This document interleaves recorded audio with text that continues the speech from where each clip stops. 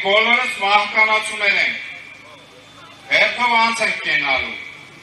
մեզանից շատերը իրենցից հետո ոչինչ չեն թողնելու, նույնիսկ իրենց անունը, սակայն ոմանք իրենցից հետո թողնելու են ավերածություններ, գործած անարդարություններ, խեղված ճակատագրեր, վատկված զրկանքներ և կորսված երազներ, անըստ նմանների չար գործերի։ Մեզանից եզակիները գալիս են աշխարհ, նպատակ ունենալով լավացնելու այլոց կյանքը, նպատակ ունենալով զորացնելու սեփական պետությունը, դեպի ավելի լավը փոխելու իրենց միջավայրը։ Միքայել և Բագրատ սրբազանները այսպիսի եզակի հայերից են։ Վերջինիս մեղադրում են տերոր պլանավորելու մեջ, ինչը իրականում իշխանության կողմից կազմակերպված COINTELPRO կոչված գործողություն է։ Հրապարակել են մոնտաժված մեր զրույցը, իբր թե տերորի պլանավորման ապացույցներից մեկը։ Իսկ ճշմարտությունը հետևյալն է։ Ես և Բագրատ սրբազանը կիսում ենք հայի զորացած տեսնելու երազը, կիսում ենք հայի հանդեպ դարավոր անարդարությունների վերջ դնելու և հատուցման երազը։ Մենք երազում ենք Հայաստան, որն իր հայրենիքի տարածքների վրա է, որտեղ հայը սովորում և խոսում է հայերենով, աղոթում է Աստծուն իր պապերի կառուցած եկեղեցիներում հայերենով, որտեղ հայը ստեղծարարը և ապրում է արդար միջավայրում բարեկեցիկ և ապահով կյանքով։ Սա է Բագրատ սրբազանի նպատակը, սա է իմ նպատակը, վստահ եմ նաև բոլոր հայերինը և հենց սրա համար են մեզ հալածում, և հենց սրա համար են մեր սրբազանները անազատության մեջ, և սրա համար են բոլոր քաղաքական բանտարկյալները անազատության մեջ։ Միայն հայի թշնամի համարողը կարող էր բանտարկել սեփական ժողովրդին զորացնելու ձգտող հոգևոր հայրերին։ Միայն հայի թշնամի համարողը կարող էր նման երազներ ունեցողներին տերորիստ կարգել։ Սիրելի հայեր, լավ հիշեք, աշխարհը մեզ չի գալու օգնության, ոչ ոք չի գալու օգնության։ Եթե մենք չպայքարենք, եթե համաձայնվենք մեր իրավունքներից հրաժարմանը և չպայքարենք դրանց համար,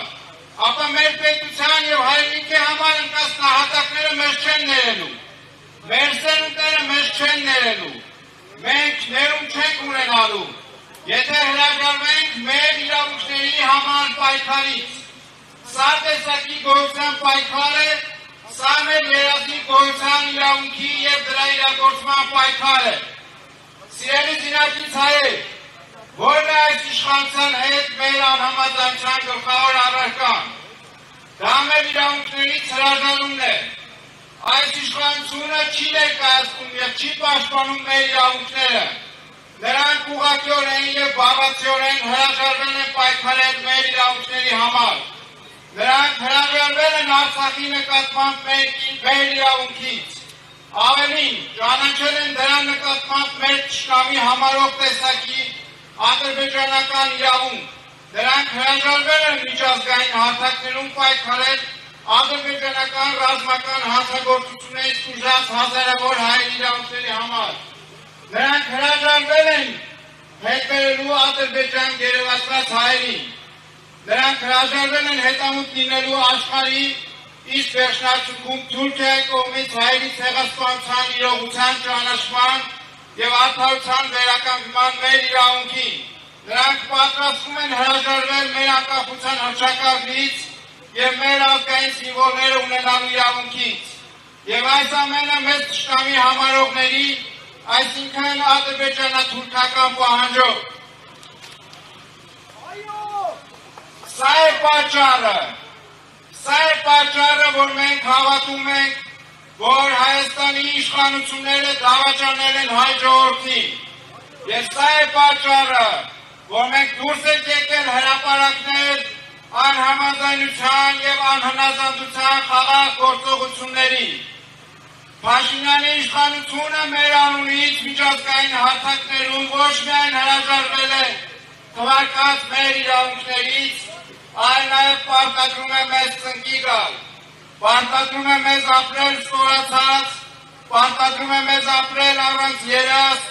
պարտադրում է մեզ ապրել առանց նպատակ, պարտադրում է մեզ ապրել առանց մեր իրավունքների համար պայքարի, ինչը գերեզմանային խաղաղությունն է։ Սա է Փաշինյանի կողմից մեզ պարտադրվող խաղաղությունը, գերեզմանային խաղաղություն։ Այս պարտադրանքի մեջ հաջողելու համար Փաշինյանը կառուցել է ավտորիտար համակարգ, որտեղ անխնա օգտագործվում է իրավապահ համակարգը, դատավորների անկախությունը հարցականի տակ է դրվել, ի շատ դեպքերում մենք տեսնում ենք, որ դատական համակարգը գործում է Փաշինյանի պարտադրանքի և թելադրանքի ներքո։ Քննչական և դատախազական մարմինները լծվել են Փաշինյանի հետ անհամաձայն մարդկանց վրա քրեական գործեր կարելում,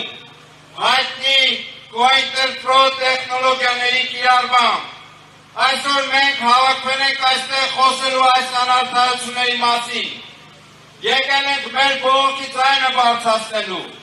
եկել ենք անարդարությունների և բռնաճնշումների հանդեպ մեր անհաջողականությունը արտահայտելու, մեր իրավունքների չհրաժարվող և դրանց համար պայքարող սիրելի հայեր, մենք, դուք և ես իշխանության գալու կռիվ չենք անում, մենք, դուք և ես մեզանից յուրաքանչյուրը պայքարում է մեր տեսակի հայերի իրավունքների համար, իսկ այս ճանապարհի գլխավոր խոչընդոտը մեր իսկ պետության մեջ դարձել է Փաշինյանի իշխանությունը, նա խաբել է հայ ժողովրդին, նա շարունակում է խաբել հայ ժողովրդին, խաբելով մեզ ինքն իրեն դարձրել է գործիք մեր տարածաշրջանի ազդեցություն, տարածաշրջանի վրա ազդեցություն ունեցող պետությունների ձեռքում։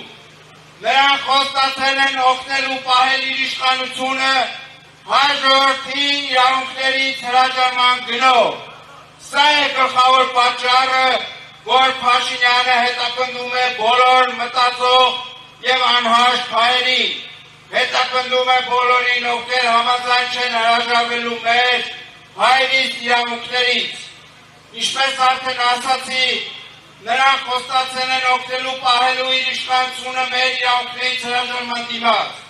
Սա կնշանակի մեր պայքարը հեշտ չի լինելու։ Սա կնշանակի, որ մեր իրավունքների պայքարը դժվարի շրջան է մտել և հետևաբար բոլորիս համախմբումը մեր իրավունքներին տեր լինելու օրակարգի շուրջ այլընտրանք չունի։ Եթե ուզում ենք հաղթել հակառակորդին կամ թշնամուն, ապա նախ պետք է հաղթենք ինքներս մեզ։ Պետք է հաղթենք և հաղթահարենք ծուլությունը, պետք է հաղթենք փառասիրությանը, պետք է հրաժարվենք անձնական շահերից և գործենք բացառապես մեր ընդհանուր կնշանակի ազգային շահերի համար։ Միասնություն, մեր իրավունքների համար համատեղ պայքար, անկոտրում կանգ, համառություն և մենք ոգի ենք կանգնելու։ Հայը դեռ իր կանգնն ու ոգին աշխարհին ցույց է դնելու։ Չխեղճանալ, չհանձնվել, չհնազանդվել, սովորել, էլի սովորել, անդադար սովորել և պայքարել։ Սա է ճանապարհը։ Արդարությունը հիվանդանում է, բայց չի մահանում։ Մենք չենք թողնելու, որ հայի բաժին արդարությունը մահանա մեզ պարտադրվող գերեզմանային խաղաղությամբ։ Շնորհակալ եմ ժողովուրդ ջան, չենք հանձնվում, չենք խեղճանում, պայքարում ենք, մինչև հային իշխանության կբերենք։